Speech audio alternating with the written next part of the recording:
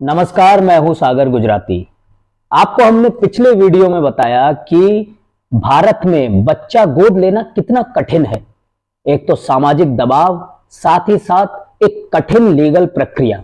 उस समय हमने आपसे कहा था कि अगले वीडियो में हम एक एक्सपर्ट से आपकी बात कराएंगे, सवालों के जवाब खुद उनसे लेंगे। तो आज हमारे साथ हैं चाइल्ड राइट एक्टिविस्ट नरेश पारस जी। नरेश पारस जी पिछले 15 साल से ऐसे बच्चों के लिए काम कर रहे हैं जो शिक्षा से, धन से, हर तरह से वंचित हैं। उन्हें समाज में मुख्य धारा से जोड़ने का काम कर रहे हैं। उन्होंने सैकड़ों बच्चों को जो भीख मांगते थे उनका पुनर्वास कराया, उनको शिक्षा प्रदान करने के लिए सरकार और सिविल सोसाइटी से प्रयास कराए। साथ ही साथ वो जेजे एक्ट, पॉस्को एक्ट और अन्य कई जो बच्चों से संबंधित कानून है उनकी ट्रेनिंग सरकार की विभिन्न एजेंसियों में देते हैं। इसके साथ ही वो मिसिंग चिल्ड्रन और ह्यूमन ट्रैफिकिंग के भी विभिन्न मुद्दों पर बहुत वर्षों से काम कर रहे हैं। तो आज उन्होंने हमें समय दिया ताकि हम एडॉप्शन की इस प्रक्रिया से संबंधित जितने भी सवाल हैं उनसे पूछ सकें और कई सवाल जो हमें ईमेल पर मिले हैं वो भी हम उनके सामने रख सकें। नरेश जी, पहले तो आपका बहुत बहुत स्वागत है। धन्यवाद। सबसे पहले मैं ये जानना चाहूंगा कि भारत में बच्चा जो गोद लेने की प्रक्रिया है वो है क्या? अगर किसी भी व्यक्ति को आज बच्चा गोद लेने जाना है, जीरो से बिल्कुल, कैसे शुरू करेगा, क्या करेगा?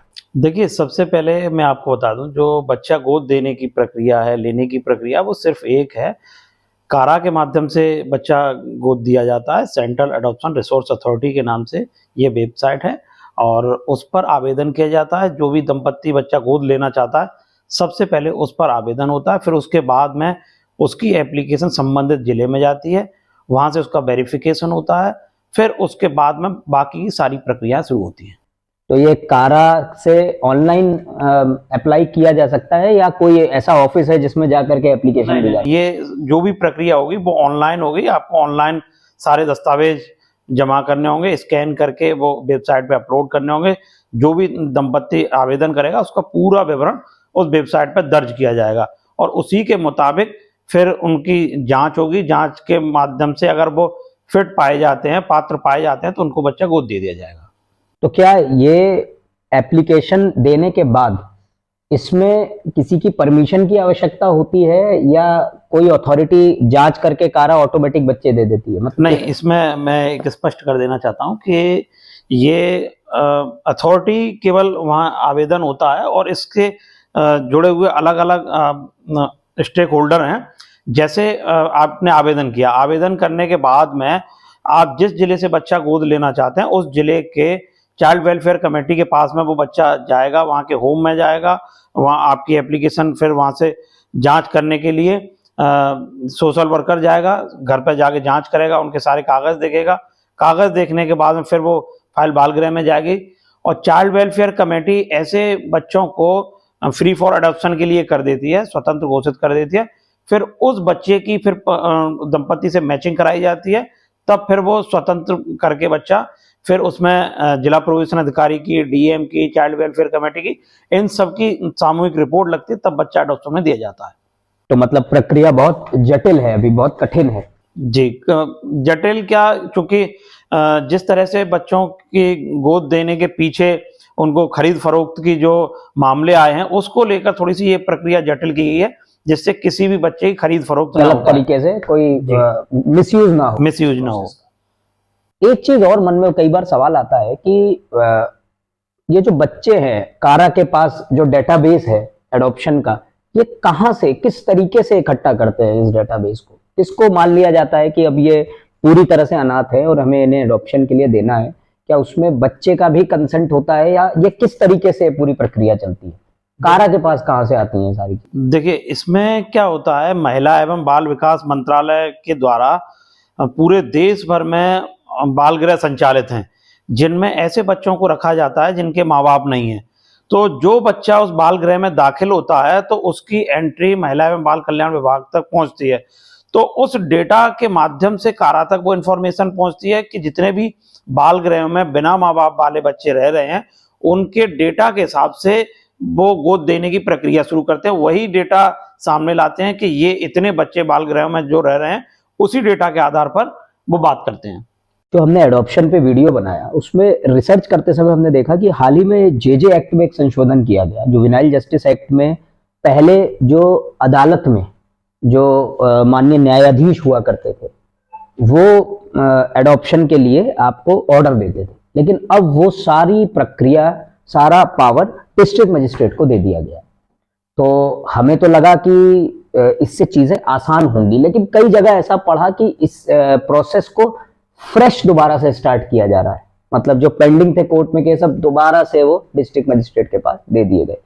तो आपकी राय में ये फैसला किस हद तक, क्या ये जो एडॉप्शन की जटिल प्रक्रिया है, जो समय लग जाता है, उसको आसान करेगा या स्थिति जस की तस रहेगी?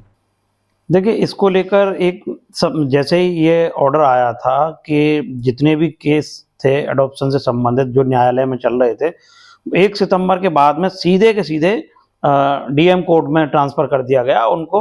और जो वहाँ प्रक्रिया चल रही थी, जो जिनका फैसला होना था, जिनको बच्चे गोद देने थे, वो सारी की सारी प्रक्रिया डंप हो गई।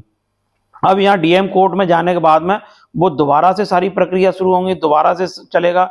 जो वहाँ बरसों से केस चल रहे थे फिर वो दोबारा से फिर होगा। ये एक लंबी प्रक्रिया हो गई है। और साथ ही साथ चूंकि चाहे वो न्यायालय रहा हो, चाहे डीएम कोर्ट का रहा हो, वहाँ आज भी वकीलों के माध्यम से ही सारे काम होंगे। वहाँ भी वकील करने पड़ते थे, यहाँ भी वकील करने पड़ेंगे। तो जो प्रक्रिया थी, प्रक्रिया में मुझे नहीं लगता कोई बदलाव रहा हो, क्योंकि जो डिस्ट्रिक्ट मजिस्ट्रेट हैं उनके ऊपर पहले से ही बहुत बड़ा बर्डन है। पूरे जिले के केस देखने पड़ते हैं, पूरा जिले के जो संबंधित चीजें सब उनको देखनी पड़ती हैं। तो एक और बोझ उनके ऊपर पड़ गया है। तो जाहिर सी बात है, ये कहीं ना कहीं किसी एडीएम को या किसी और को ये काम बांटा जाएगा। लेकिन ये है कि अभी फिर दोबारा से प्रक्रिया समझनी पड़ेगी। कोर्ट की जो प्रक्रिया थी वो सारी चीजें, नियमों को जानते थे। अब एडमिनिस्ट्रेशन को दोबारा से कानून को समझना पड़ेगा, फिर दोबारा से प्रक्रिया शुरू होंगी। तो मुझे लगता है कि इसमें पूरा कहीं ना कहीं ये मामला लंबा खिंचेगा और इससे जो गोद जाने वाले बच्चे हैं उन पर प्रभाव पड़ेगा। और जो अभिभावक है, जो माता पिता हैं, जो बच्चा गोद लेने की प्रक्रिया में लंबे समय से लगे हुए थे, पैरवी कर रहे थे, कहीं ना कहीं उनकी पैरवी रुकेगी। अच्छा, एक बात कई बार ऐसा कहा जाता है कि भारत में बच्चे गोद लेने वाले एप्लीकेशन बहुत ज्यादा आती हैं, लेकिन कई बार पूल में उतने बच्चे रहते नहीं है, अवेलेबल नहीं रहते उस तरीके के बच्चे। तो इस बारे में आपका क्या कहना है कि क्या अगर ये जो समस्या है इसका क्या निदान निकल सकता है, या ये जो समस्या है ये आखिरकार पैदा क्यों होती है? क्योंकि भारत में कहते हैं अनाथ तो बहुत ज्यादा है, 20 लाख से भी ज्यादा है, कुछ रिपोर्ट्स बताती हैं 10 लाख है, कुछ रिपोर्ट्स बताती है केवल 55,000 है।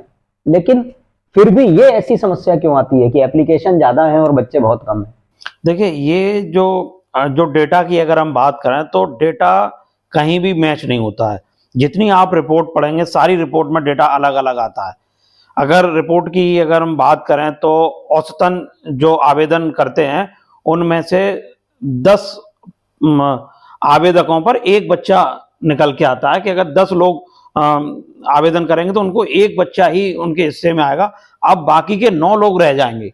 तो ये जो डेटा है वो उन बाल गृहों से लिया जाता है जहां पर जो बिना माँ बाप वाले बच्चे हैं उनको वहां रखा जाता है। तो वो डेटा वहां उस तरह से पहुंचता है। अच्छा, इसके अलावा बहुत सारे इंस्टीट्यूशंस ऐसे हैं जो जेजे एक्ट में रजिस्टर्ड नहीं है लेकिन वो बच्चे रख रहे हैं। तो हालांकि इस पर शिकंजा कसा है। 2015 में सुप्रीम कोर्ट का आदेश आया था कि जितने भी इंस्टीट्यूशंस हैं जो बच्चों को रख रहे हैं वो अपने आप को जेजे एक्ट में रजिस्टर्ड करा लें। तो उन पर अंकुश भी लगाम भी कसी गई है।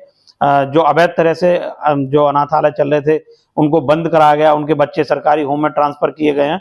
तो ये सारी प्रक्रिया चल रही हैं। लेकिन इसके अलावा बहुत सारा एक वर्ग है जो कि सड़कों पे बसता है, फुटपाथ पर रहते हैं, रेलवे स्टेशन पर रहते हैं। तो कहीं ना कहीं वो बच्चे भी ऑर्फन हैं, उनके माँ बापों का भी कोई अता पता नहीं है। जो भिक्षावृत्ति कर रहे हैं उन बच्चों का कोई अता पता नहीं है। अगर सही मायने में उन लोगों की ट्रैकिंग की जाए, ऐसे बच्चों को ट्रैक किया जाए, उनके अभिभावकों के बारे में पता किया जाए, तो कहीं ना कहीं वो भी ऑर्फन होंगे, उनको भी पुनर्वास की आवश्यकता है। अभी उस पहलू को इन्होंने टच नहीं किया है। ये केवल अनाथालयों में रहने वाले बच्चों को ही अब तक टारगेट कर रहे थे, उन्हीं को ऑर्फन मानते हैं, जबकि उससे कई ज्यादा आबादी सड़कों पर रहती है। और ज्यादातर दिखती भी वही है। ज्यादातर दिखती भी वही है। अगर आप रोड पर जाते हैं, जैसे ही ट्रैफिक सिग्नल पर खड़े होंगे तो वहां बहुत सारे बच्चे आपको, कोई खिलौने बेचता हुआ, कोई भीख मांगता हुआ, कोई बच्चा अक्सर करके दिखाई दे जाएगा। रेलवे स्टेशन, बस स्टैंड पर बहुत सारे बच्चे ऐसे हैं जो कि रहते हैं वहीं, सोते हैं वहीं, खाते पीते हैं, उनका कोई अस्तित्व नहीं है। वो बच्चे कहाँ से आते हैं, कौन है उनके माँ बाप, तो उन पर भी स्टडी करने की जरूरत है।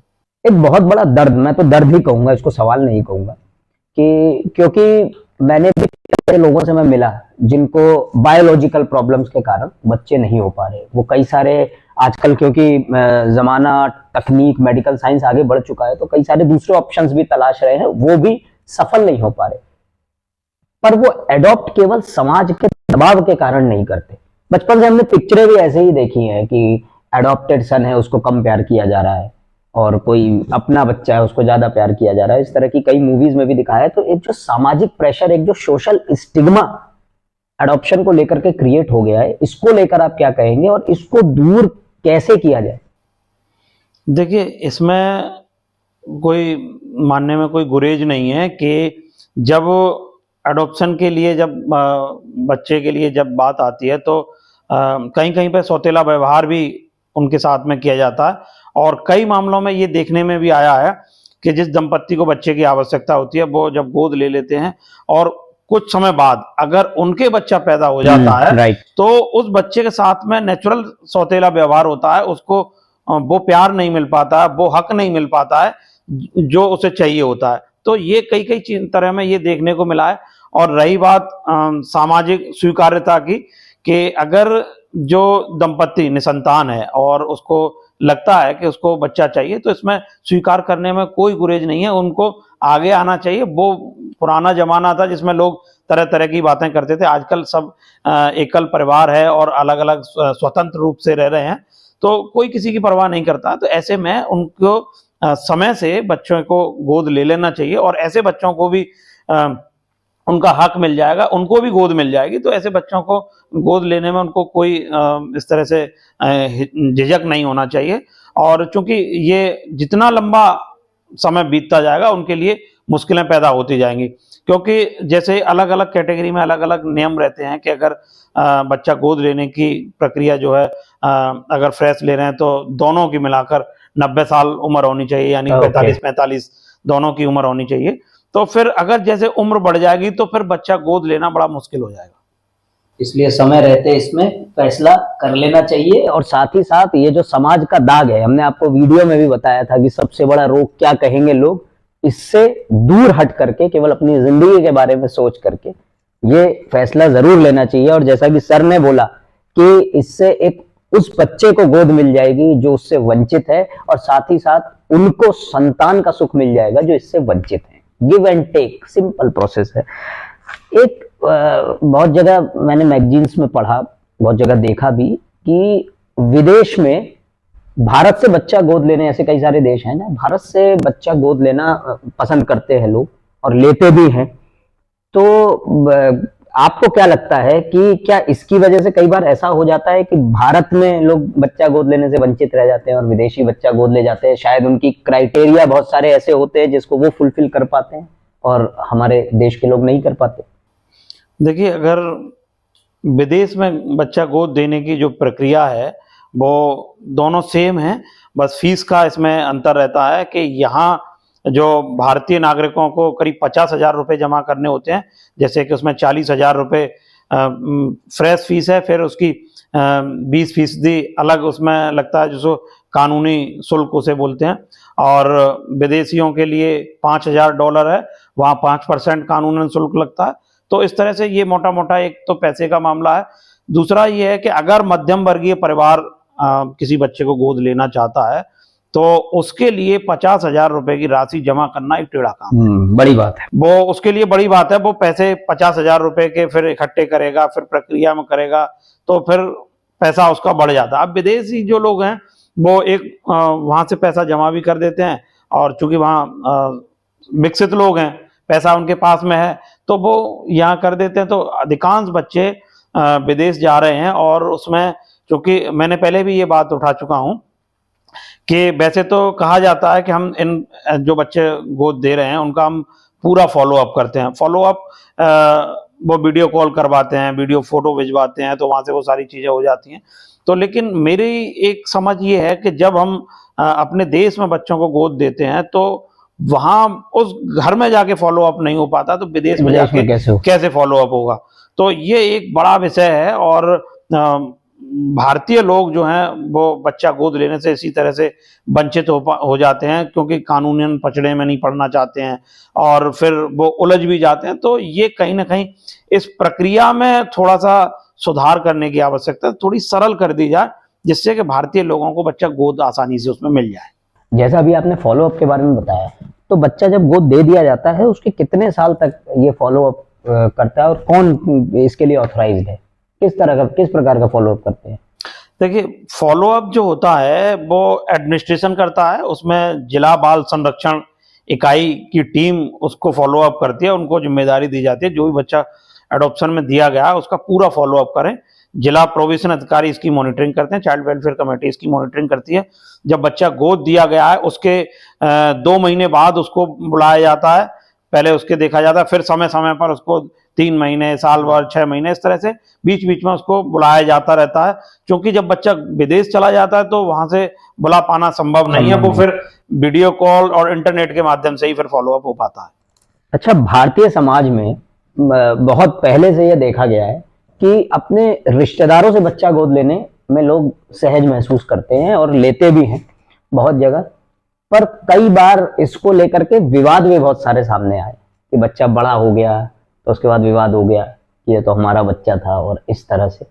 तो इसके क्या लीगल कॉन्सिक्वेंसेस होते हैं और इस केस में क्या करना चाहिए? क्या रिश्तेदार से बच्चा गोद लेने के लिए भी वही प्रक्रिया अपनाई जानी चाहिए जो कि किसी और अनजान बच्चे को गोद लेते हैं तब अपनाई जाती है?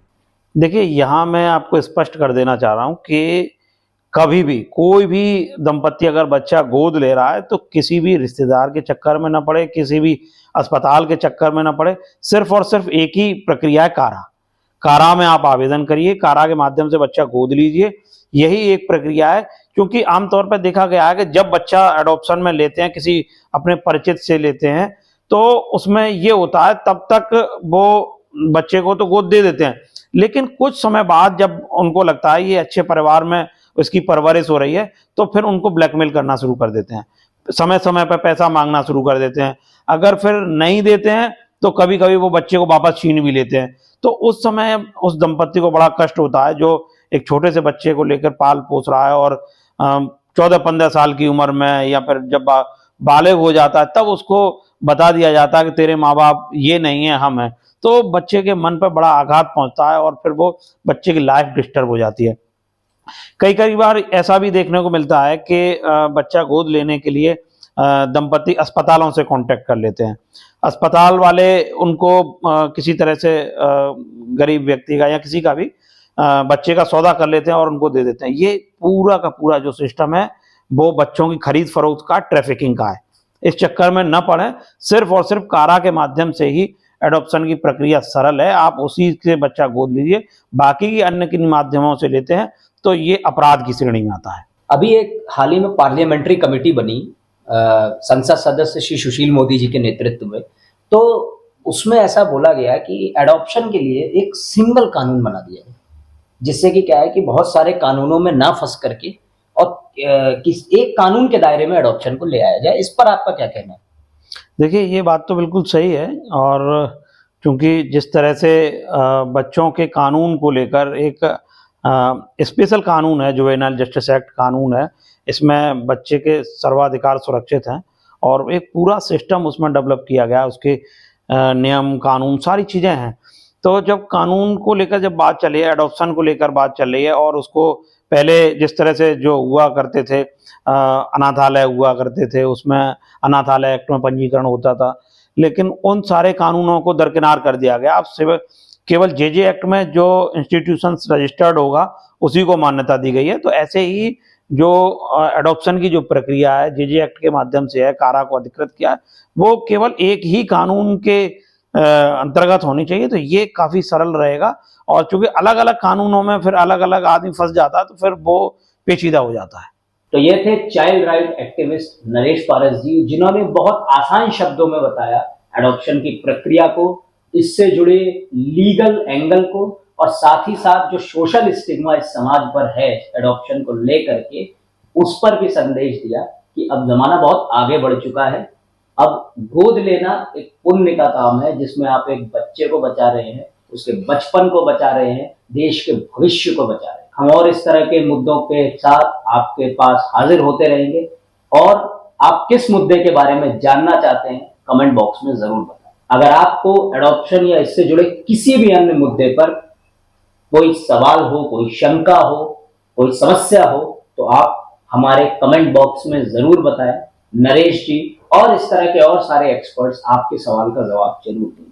धन्यवाद नरेश सर, अपना कीमती समय देने के लिए हमें बहुत बहुत धन्यवाद। हम इस तरह के और मुद्दों को आपके सामने, हम आपको दोबारा बुलाते रहेंगे और इस तरह के और मुद्दों के बारे में आपसे जानते रहेंगे। बहुत बहुत धन्यवाद। धन्यवाद।